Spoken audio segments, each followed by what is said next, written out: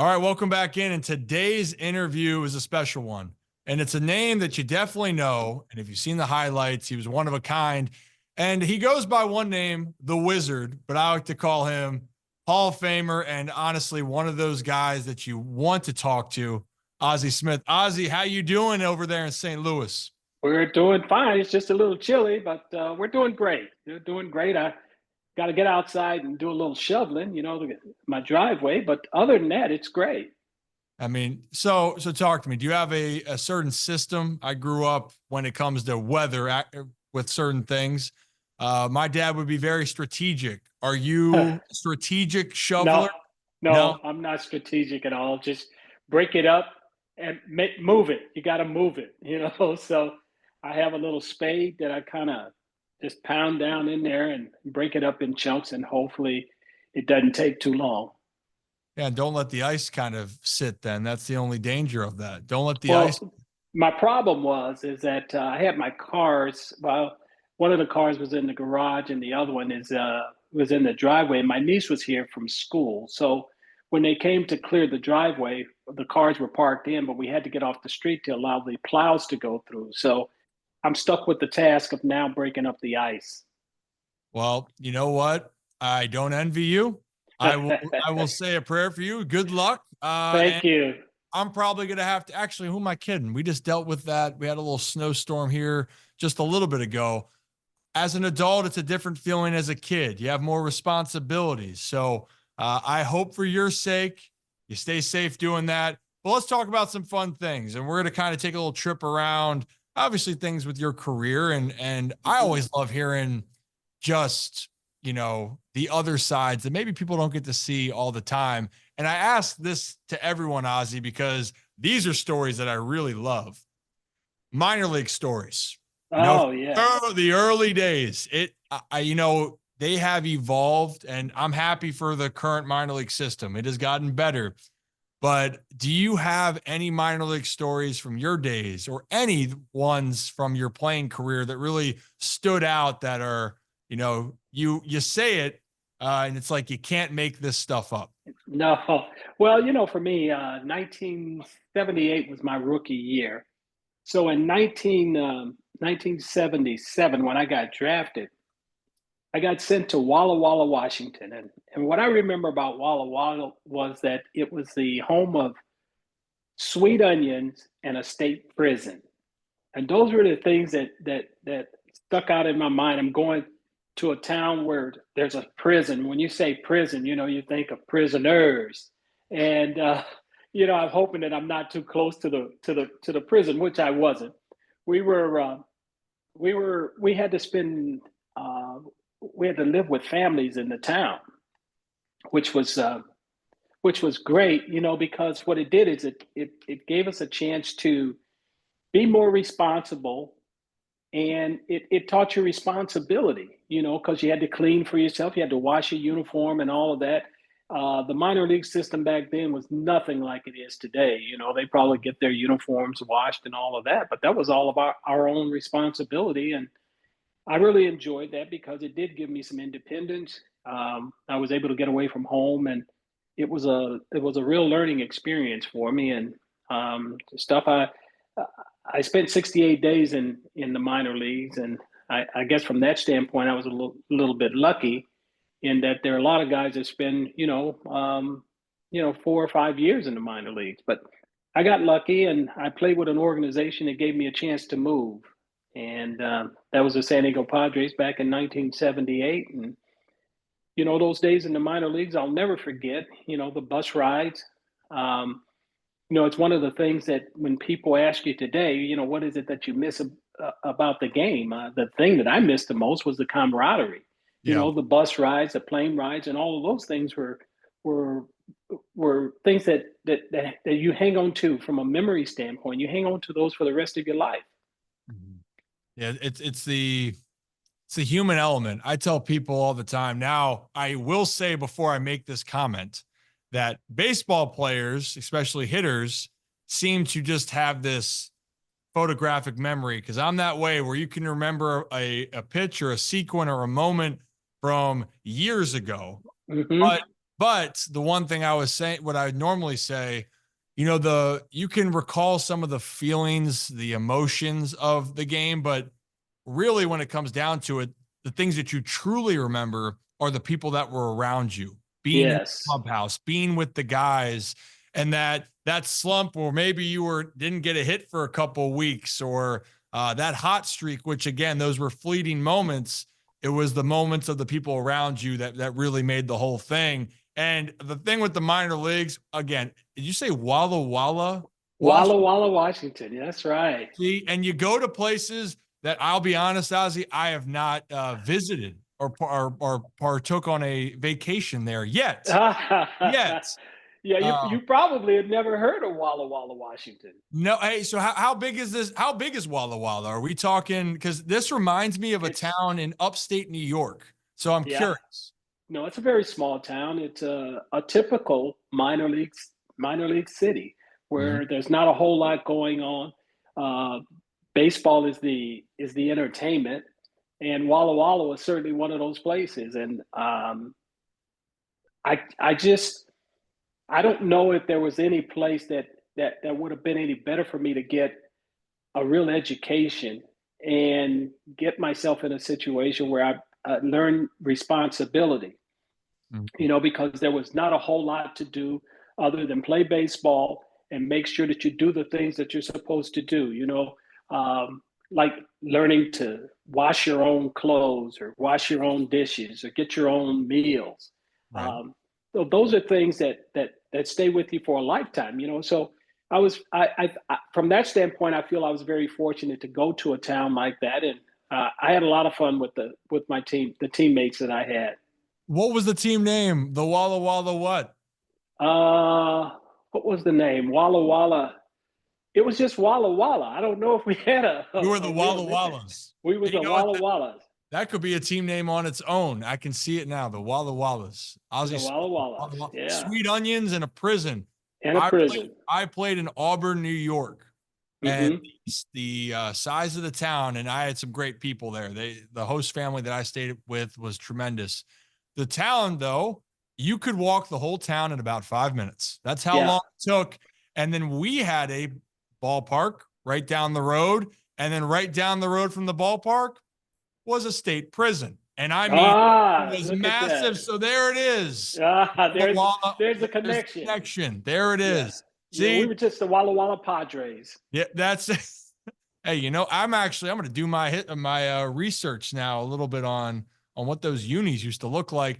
But you're right; it was a great learning experience for you, and it helped obviously in your growth as a individual. But one Yes. thing that I think kind of describes your play, who you are, you always had this genuine smile. You always seemed so happy. Like you were uh it was infectious to watch, right? I didn't get a Uh-huh. chance to watch you growing up myself, but seeing all the highlights and how people talk about you, Yeah. where did that positivity come, especially in a sport where you fail quite a bit? Talk Yeah. about. Well, no, Ryan, and you probably grew up a lot around this. You have to enjoy what you're doing, Yeah. and you want to get the most out of it. And the one thing that I will say that you probably hear from all of the guys and all of the guys that have excelled in their craft, they talk about work ethic. Mhm. When you have a good work ethic, and as your dad has probably preached to you over and over and over, you're probably tired of hearing it. Having that good work ethic and believing in oneself and knowing how important it is to go out there every day and give your best every day. I tell people all the time that it doesn't mean that you win every day. Yeah. You can't win every day, but if you walk away from there knowing that you gave your best on that particular day, there's nothing else. And so having that appreciation for the sport, having the appreciation for the people that pay their good money to come see you perform every day, I felt that I had a responsibility as a professional to Mhm. give them everything that I had every day. And that doesn't mean that I was 100%. I don't think that there's a player who's giving 100% ever goes on the field and feels 100%. You Oh, no. probably know what I'm talking about. There's always some ache or pain here or there, but you've got to find a way to still be able to go out and perform at a high level. Yeah. And the great ones that reach greater heights, and I'm talking about maybe reaching the Hall of Fame, are the guys who are willing to put forth that effort. They put forth that effort day in and day out, and that didn't change throughout their career. So how did you, because that I 1,000% agree. And I think the one thing that you're talking about, everyone goes in the spring training hopefully being 100%. And then once that gets going, that's the last time you are You're actually gonna 100% feel that good. that good. I remember also you're excited getting down there to spring training. And then even after you take a week of ground balls, you're going, man, Oh a God, yeah. little tight there, right? So, Hmm. and I think the bigger part, what you're saying is you're not going to be 100% during the season, but what's your 100% for that day? What can you For give to your full effort for that moment? Even if your body's saying, hey, I only got 80%. Well, I'm going to give 100% of that 80%. I that's can. exactly right. That's exactly right, Ryan. And I think, as I said, the ones that reach those greater heights are the ones that understand that, and ones that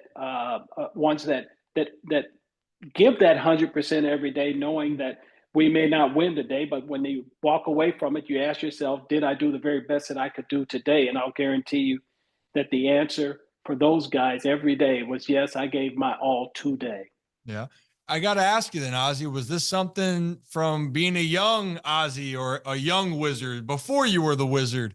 You know, was that how you were as a kid? Yeah, Or was yeah, it was that, determination. It was determination, and determination sometimes comes from um, people doubting who yeah, you are. I was a very big guy, so there was always the question, well, it's not big enough. You can't do this, you can't do that. And so it becomes a challenge to oneself to be mhm, able to go out and prove not only to other people, but to yourself as well. So there's a battle that's going on constantly in your progression in life, and always proving first to yourself and then to other people that you're capable of being a professional player. right. It is that determining factor. And a lot of people, they look at the doubt. And what for baseball, what I love about it is there's no prototypical size, right? But people Right. continue to say whatever they want about you, but how you go about it, That's how you exactly go right. about your business is what it is. And you went about it as, hey, I might have these thoughts inside. I'm determined to keep going, but in the process, I'm going to enjoy it. I'm going to enjoy it Yes. because you never know what could happen, what could change. I mean, heck, honestly, the time I wish I saw you play live because it just you looked like you were just having a blast. Also, like, I mean, maybe because I'm jealous, Ozzy. I haven't learned how to flip yet. I'm 31 and I haven't learned yet. Um, and when did you learn how to backflip in the first place? By the way, Well, you know what? As kids, it was a totally different thing for us because we spent so much time outside. yeah, For your generation and the generation, this generation here, it's computers. They grew up totally different. So in spending time outside, there were a lot of things. There was always a dare. I dare you. I bet you can't do this. I bet you can't do that. And so we always took on those challenges, and it's part of what helped us develop as players. yeah. That determination. I dare you to do this, or you can't do this, you can't do that. We use that as motivation to become better, not only better as athletes, but better as people as well. So I lived across the street from where they used to build pallets. So there was always plenty of sawdust. So we'd go over there and tumble into sawdust. And then on Thursdays, we went to a family fun center where they had trampolines in the ground. And so we used to flip over the concrete from one trampoline to another, and we were daredevils, man. And that's how we developed as players. Oh my goodness. So you're telling me that you're like, you know what? I dare you, Ozzy, to backflip over this concrete. Uh huh. Uh And you huh. know what? If you fail, Yeah, that's right. There you well, go. there you then. But you didn't care. Well, and you know what? I like that risk. Now, gosh, now I got to go backflip. Oh Like, do you have a suggestion for how you backflip? Like, how do you get over no, that, or do you just tell yourself, no, no. You just tell yourself it's mind over matter. okay, We played a lot of basketball too, and Eddie will tell you this. we probably played as much basketball as we did baseball. And Yeah. so you incorporate those skills, we incorporated them into baseball. And we both, he'll tell you that I never passed the ball to him because he was the center and I was a shooting guard. And he'd say, I wouldn't pass the ball, or the only time that I passed it was when I bounced it off my leg or something. Yeah. Being a shooting guard, but we had a lot of fun playing basketball, and so we incorporated those skills in our baseball, and it came in handy. It did. And also for everyone out there that's saying about specializing in sports, just saying some of the greatest that ever did it, they didn't just play baseball. I'm just saying, Yeah, I didn't say it, but I do know a few people, Ozzie included here. yeah. So, hey, keep playing the sports because you're training your body to do more extraordinary things. Things. To finish up the backflip. Oh, sorry, I don't mean to cut you off. Go ahead. No, it's just one of those things, Ryan, that the more sports you can play, Yeah. I think the more once you find out or realize what the one that you're passionate about, I Mhm. think it just adds to your ability to continue to build on that sport, whatever it is. But you Right. never know if you don't get the opportunity to do those other things. Yeah. So if Ozzie, what I'm hearing is if you never were playing basketball, we would have never seen this backflip continue to be its thing. That's my story. Or, if you never failed with the backflip, we might not see what Ozzie Smith's career would have been, but I guess we'll never know because you landed it. The backflip though, to close that It, out, that became it the got lower. trademark for It you. got lower and lower as the years went on, though, Ryan. Yeah. Oh, okay. Oh, well, so when's the last time you remember doing one? 2002, and it wasn't pretty. Mm. Where did I you, uh, where I was that? did it. I did it at the Hall of Fame, and they wanted to get it on the cover or in front of the Hall of Fame. And it was like 7:30 in the morning. On my first pass, I pulled a calf muscle. Can you Oh, believe that? Ozzie. Yeah. Yeah. And so, long story short, they eventually had to bring in a trampoline. They got the shot, but they never used it on the front of Sports Illustrated.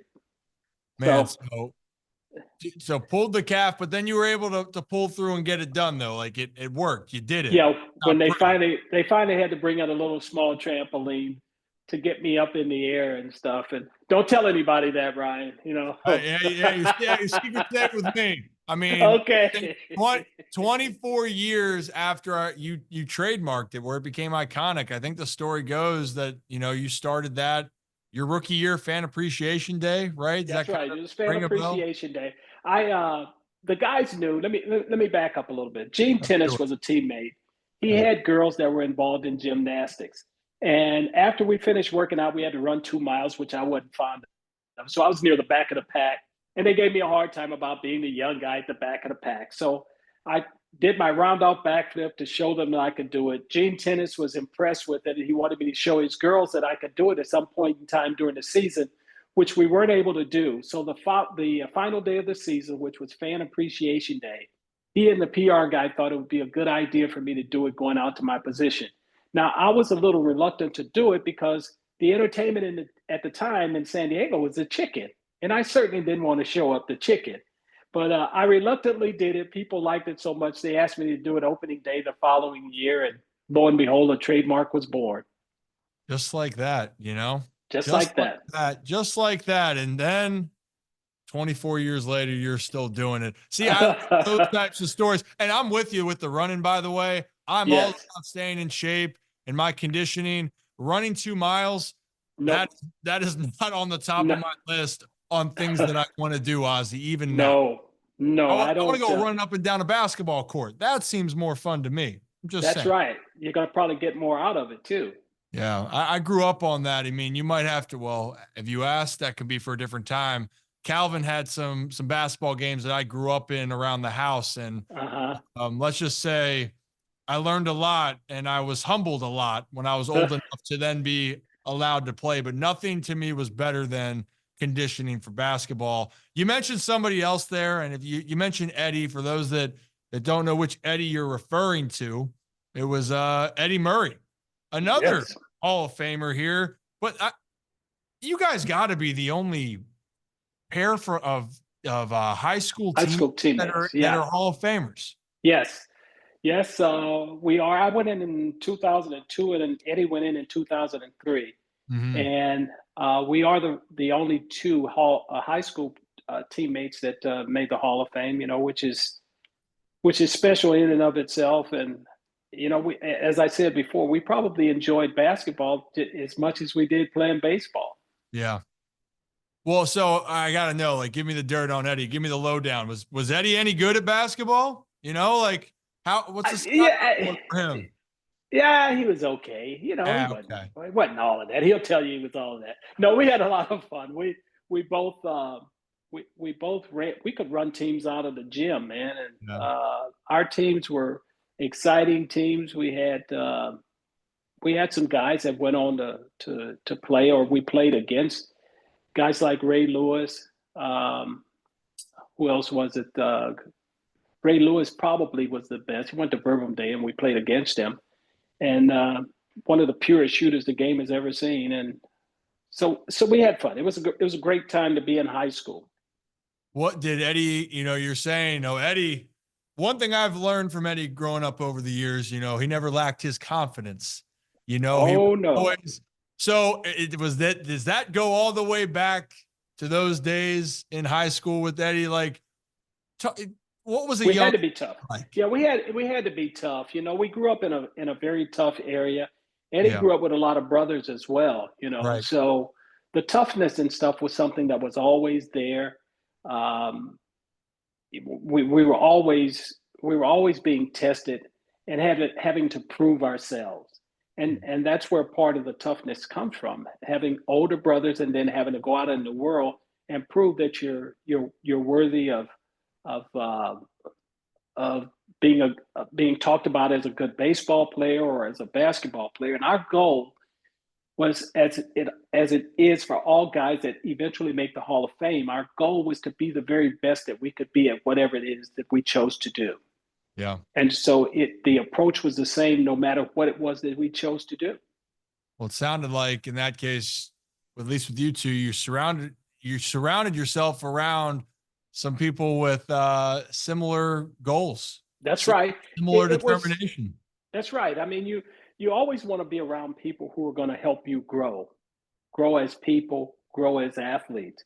And I always had the opportunity to play with the older guys, and so that helped me develop as a player as well. And one of the frustrating things for me, Ryan, was that I never got drafted out of high school. I had to take a different route to the big leagues. And Yeah. Eddie got drafted, I think, in 1973 by the Orioles, and went on to start his professional career. But I went to a little small school in Central California called Cal Poly San Luis Obispo, where I didn't get drafted until 1977.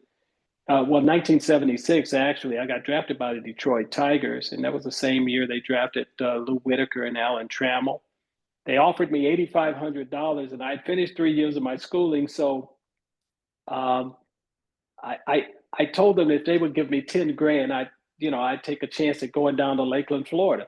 They Right. came back and said they didn't have it in the budget. So I went back to school in hopes of getting drafted again my senior year, which I did by the San Diego Padres. And being the good businessman that I am, Ryan, I ended up signing for $5,000 and a Yep. bus ticket to the great Walla Walla, Washington, where I started my professional career. There it is. Everything runs through Walla Walla. Walla What I'm Walla, hearing. yeah. But also, it's a good point you make, and for even in today's day and age, the leverage for players, right? It kind of changes, and I know for you, you're looking for another opportunity. You got it, Mhm. but not necessarily the pay that you wanted at the moment, and it was going to be another grind. And correct me if I'm wrong, if we've got a little research here on this, but when you're at Cal Poly, you had to talk about earning your way. Mhm. You had to earn your way. Was there an injury that happened that allowed you to step in? It was. It was at a point in time in my life where I wasn't sure that baseball was really what was going to make it what was going to work for me. And Yeah. I can remember calling my mom and telling her I'm coming home.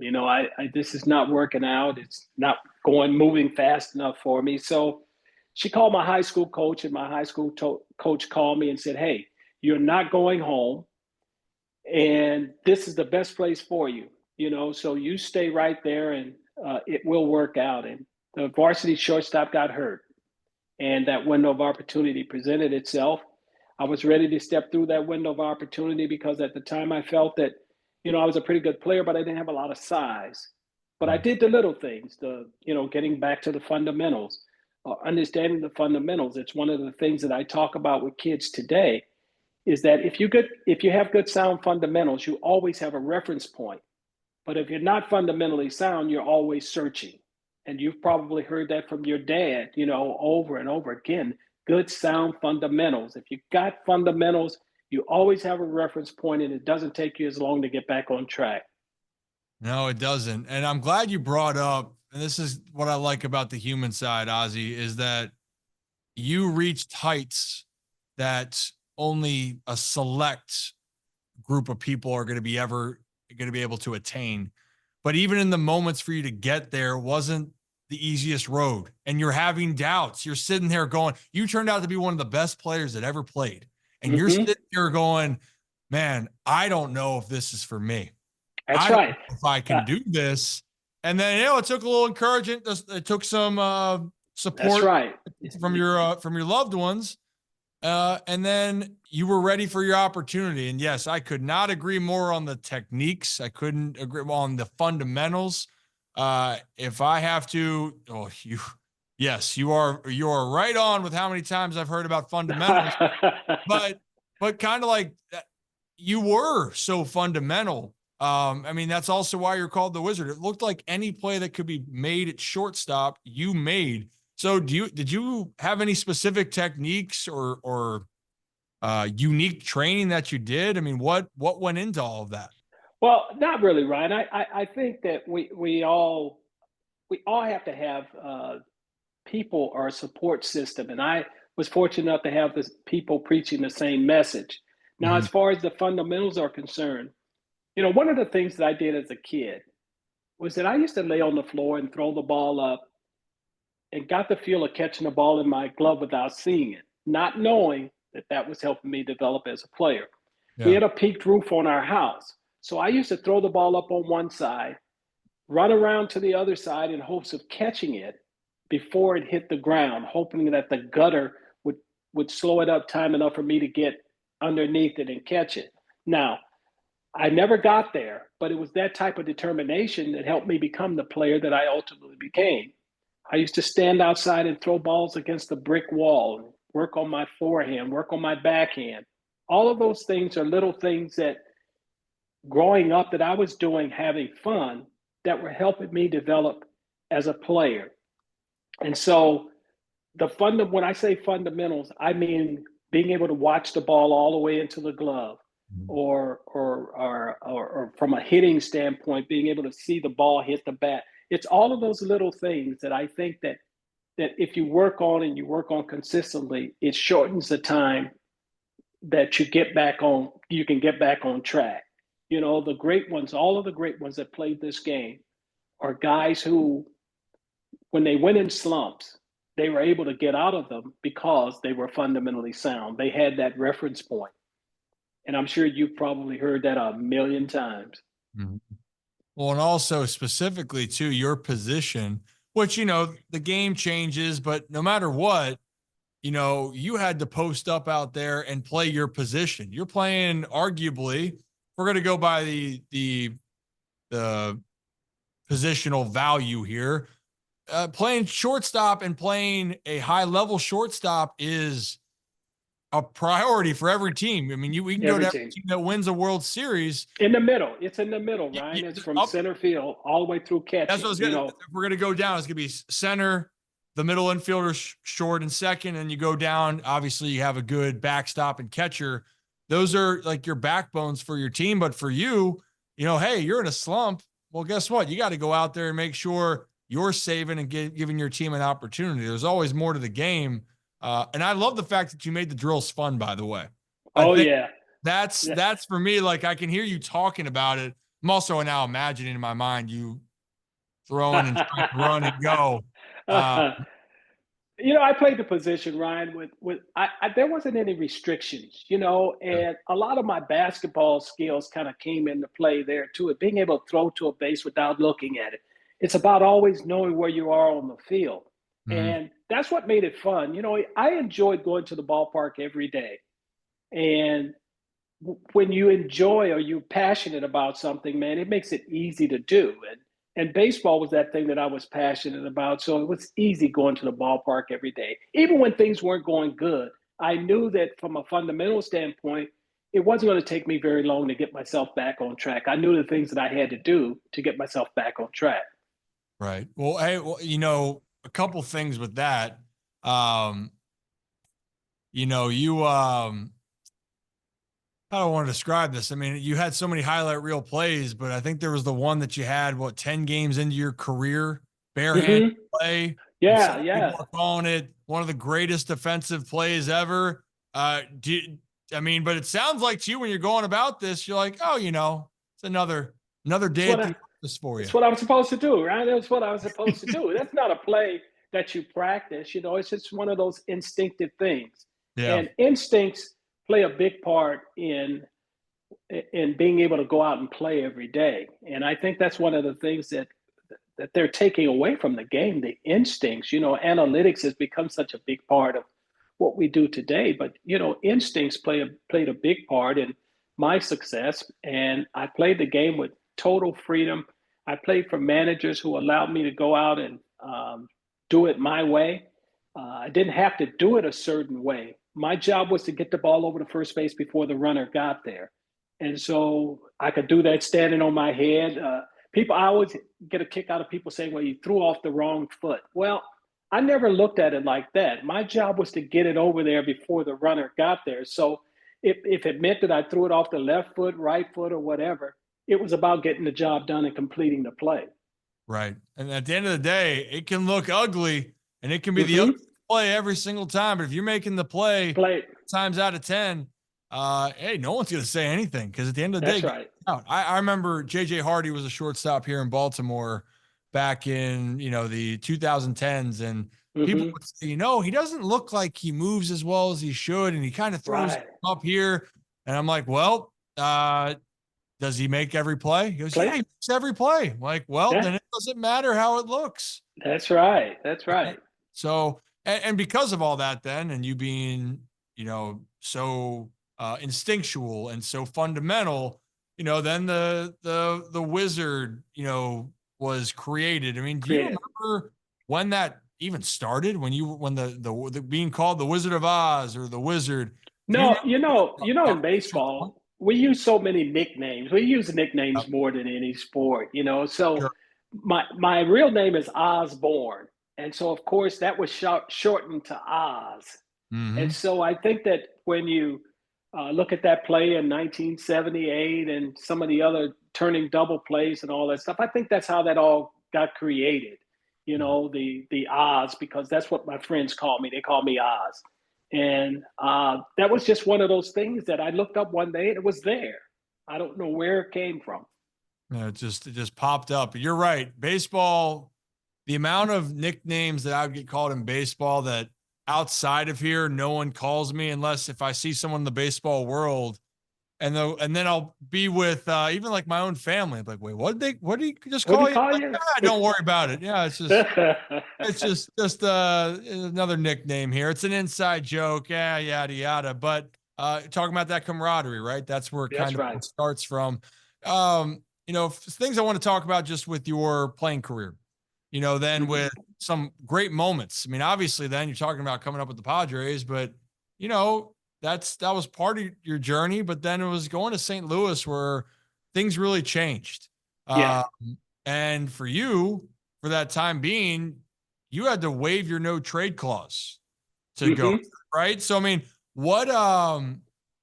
what made you waive it? I mean, what was the final deciding factor? Do you remember, or do you just excited about the opportunity going to St. Louis? Well, well, Ryan, it can be a curse and it can be a blessing Yeah, because if you exercise it, it means that you're going to piss somebody off because they had a deal that you nixed.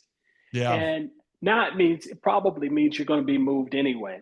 Right. And to simplify the story, I think that Whitey Herzog came up with the solution to the problem. They weren't going to pay me. I sat and watched all of these guys with no trade clauses when they decided to get moved, that they got paid for it. So you Mhm. use that as a bargaining tool. Yeah. And when we found out, and they did not tell Whitey Herzog when he came to get me that I had a no trade clause, because at the time I think I was a 3-year player, and it was kind of unheard of for a 3-year player to have a no trade clause. So anyway, he came up with a solution. He said, "Look, I'm going to pay you this much money, and if you don't like it at the end of the year, you can become a free agent." So that's how the no trade clause kind of worked out in my favor there. It gave me the opportunity to come to an organization that I knew was rich in tradition. It was going to give me that opportunity that all of us look for. And that opportunity is to experience what winning is all about. I knew that I was coming to an organization that was going to give me that opportunity. I took advantage of it, and I thank Whitey Herzog for coming and rescuing me out of San Diego there, where I got traded for a guy who was probably one of the best players that ever donned a pair of spikes, and a guy by the name of Gary Templeton, who was a true 5 tool player.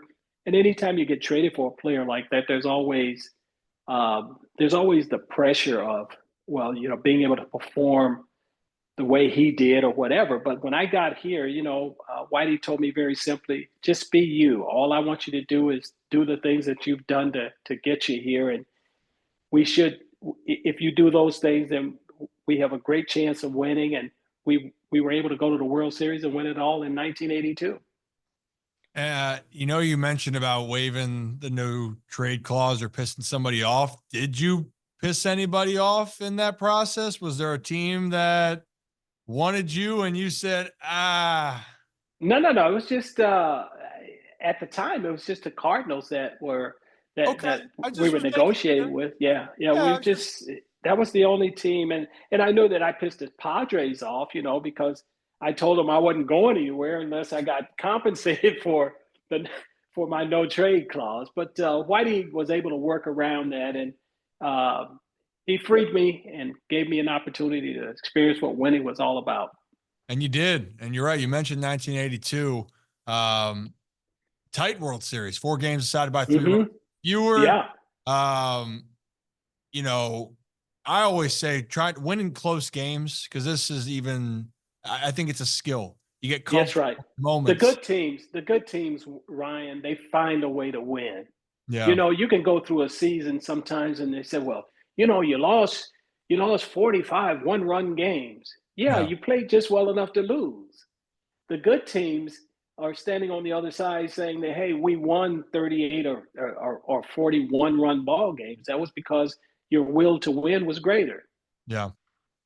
Then, in that case, when you guys were down, there was no panic when you're down That's right. in the series, right? Because you felt like you'd been there before and you just got to put it together 1 game at a time. Was that kind of the mindset and approach with the Oh, season going certainly, on? certainly. Yeah. It's one game at a time, and sometimes you get ahead of yourself. But the one thing that we always talked about, Whitey always talked about, was that as long as we keep the ball in the ballpark, um, we could usually catch and throw the ball better than the opposition. But here again, it goes back to those fundamentals.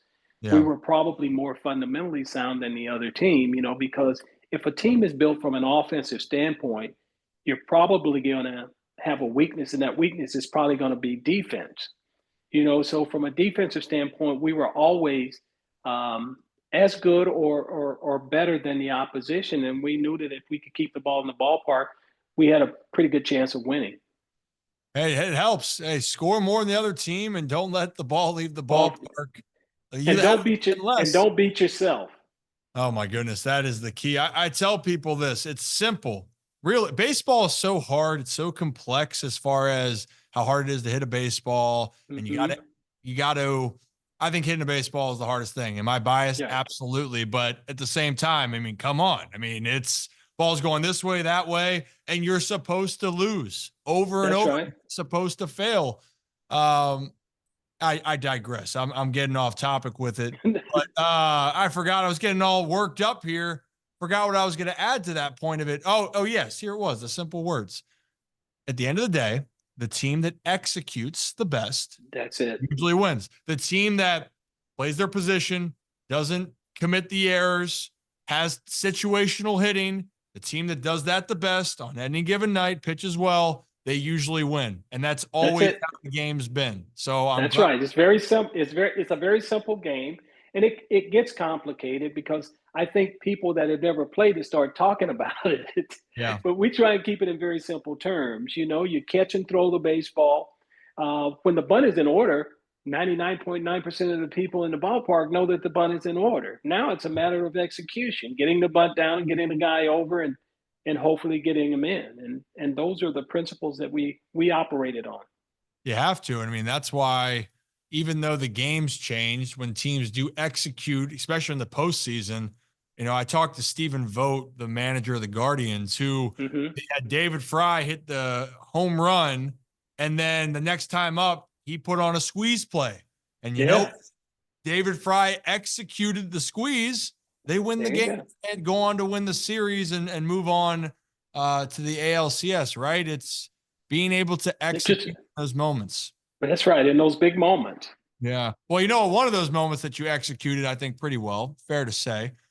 Game 5 of the 85 World Series Mm-hmm. or NLCS, sorry, NLCS. NLCS, yes. Mm-hmm. Hey, out of curiosity, I know that had to be one of your most was one of baseball's iconic moments, but one of probably where would you rank that up there on your Well, personal let me moment? say, Ryan, I think it was up until that point that people had looked at me notably as a defensive player. Yeah. And I'd always worked extremely hard on doing the little things, getting that guy over from third base with less than two down, or Yeah. getting that guy over to second base. Those things I did on a consistent basis. And in 1985, everything kind of came together for me from an offensive standpoint. I had a better idea. I'd gotten a little bit stronger not to hit the ball out of the ballpark, but to back the defense up. And he supplied the power, I supplied the technique, and history was made. Yeah. It was not my goal to go up there because that wasn't the player that I was. I was that guy trying to get in position, in scoring position. And it just so happened that sometimes when it's meant for you, good things like that happen. And it certainly did for me in 1985. And it was that, to me, was the turning point of people looking at my career and saying, hey, you know what?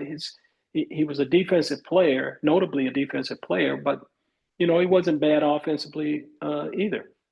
I know that was one thing you always had to keep fighting, and then having that moment to Mm-hmm. it kind of validated, Yeah. the complete player that you were. And yes, you were one hell of a defensive player. We're not Mm-hmm. going to take anything away. He had 13 gold gloves. I mean, I not got lucky. Lucky yeah, 13, yeah, only the lucky 13. And where are those, by the way? Are those Well, you know what? I sold my collection, but I did have I had a restaurant, and Rawlings made some duplicates for me. So I have a clinic here now that they sit in. yeah. Okay. Okay. Good to know. One thing I had to ask you about that homer though, real quickly. Mm-hmm. It was off a guy named Tom Niedenfuer. That Niedenfuer. Niedenfuer. I think the report is you faced him, I think 12 times in the regular season. What was the scouting report for that one for you? What was the thought process going into that? Well, the Dodgers had always pitched me. And I don't have to pull my cap off to look at the scouting report like they do now. You play guys enough to where you have an idea of how they're going to pitch you. Yeah. Um, they always try to throw me hard stuff in, soft away.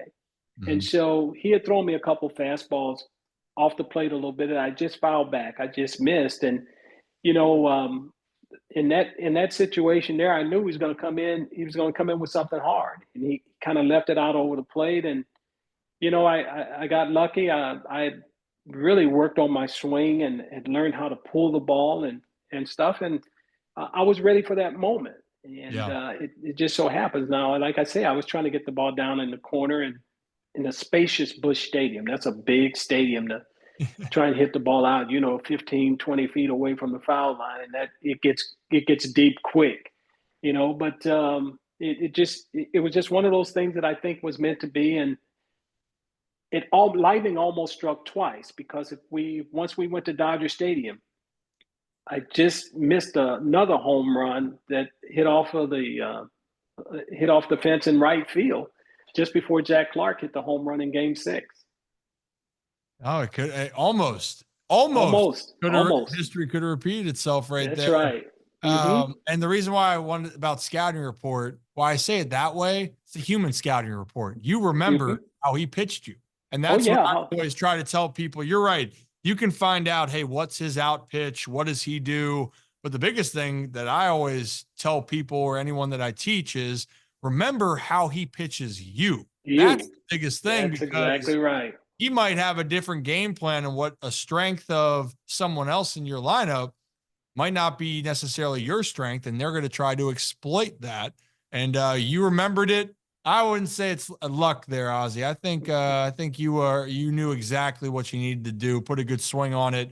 And as we get close to closing this out, you mentioned though about how hard you worked on this. Is that Silver Slugger Award, winning that? That was one. Yeah, that was one of my goals. My goal was to win myself a Silver Slugger at some point in time and win myself a Gold Glove.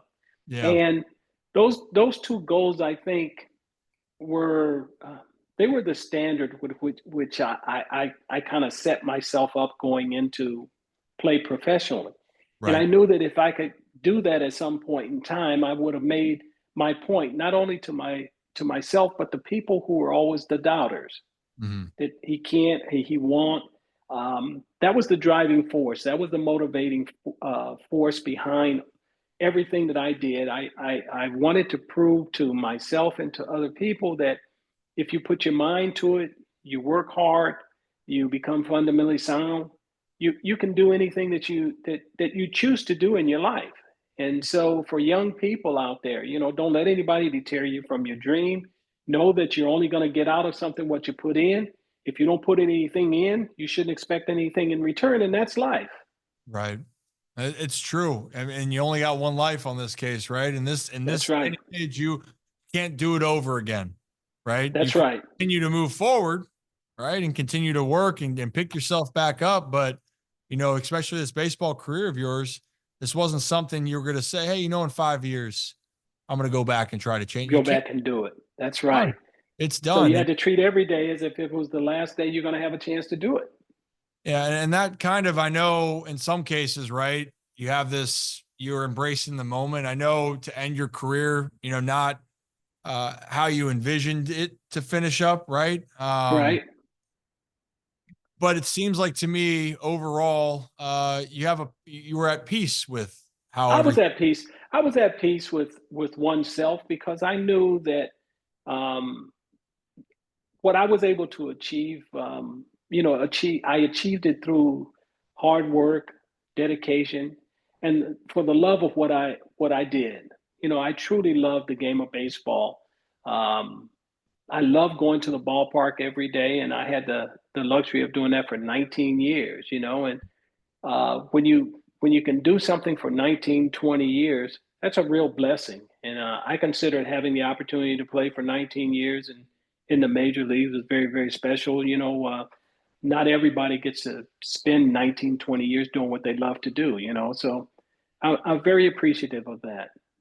Yeah, you got today. That's to play that long is it's like history. It's a rumor. Is that possible? Can you play for 19, 20 years? Now, I guess pitchers can make that argument now, pitching into their 40s, but for position players, you just don't see it that much anymore. And for everyone that doesn't know, in 1999, you were voted as one of the top three best shortstops on the all MLB All Century team with Ernie Banks and Calvin Edwin Ripken Jr. Yeah. And again, and let me say this about your dad. People ask me all the time. They say, "Well, what do you think about Cal breaking that record?" Let me tell you, that's a record that ain't ever gonna be broken. And And I think it speaks to, the dedication, the preparation, and the work that that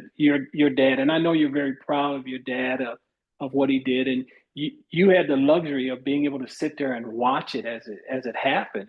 Which is very very very special. And it was special for me to have an opportunity to watch him go to work every day. That's what you do. You go to work every day, and he was somebody that they could depend on every day. They knew that when they went to the ballpark, Cal was going to be there, and that made it very special. I couldn't. I don't see how. I don't know how he did it, uh, uh, because I never dreamed about trying to play as many games as he played, consecutive. Because as we talked about at the top of the show, there had to be days where I'm gonna tell you, you're just hurting. So it certainly is mind over matter, being able to go out there and do it, and do it at a high level. And he was certainly able to do that. Yeah, in other cases, some people can look at, that have even told me, well, is it selfish to play that many days? Well, I thought it was the responsibility to the ones around you. One, you got to be Around you. pretty good. And he was okay, Oz. He was an okay He was, player. yeah, he was all right. He could have turned out better. But in all seriousness, you got to be to play that long. You got to be good enough to play that long, and That's then right. to play every day and show up for your teammates on top. You're showing up because you owe it to the team, you owe it to the organization, you owe it to that fan base. So, Ozzie, I appreciate all the conversation today. I honestly could talk to you for hours about the stories and the games, and now I'm just thinking about I might have to try some new techniques if I'm trying to teach some young kids how to become a defensive just guru. Just fun. work, make sure that they have fun and they enjoy it. And here again, Ryan, if a young kid finds that thing that they're passionate about when they're young, they'll never work a day in their lives. I love that. It's simple, but it's so true. And Yes. And chase after what you want to what you want to do. And if you're Your passionate dream. about it, but also just if it's your dream doesn't mean it's going to be easy or it's going to be enjoyable the entire time. You're going to have rough moments, like you even explained.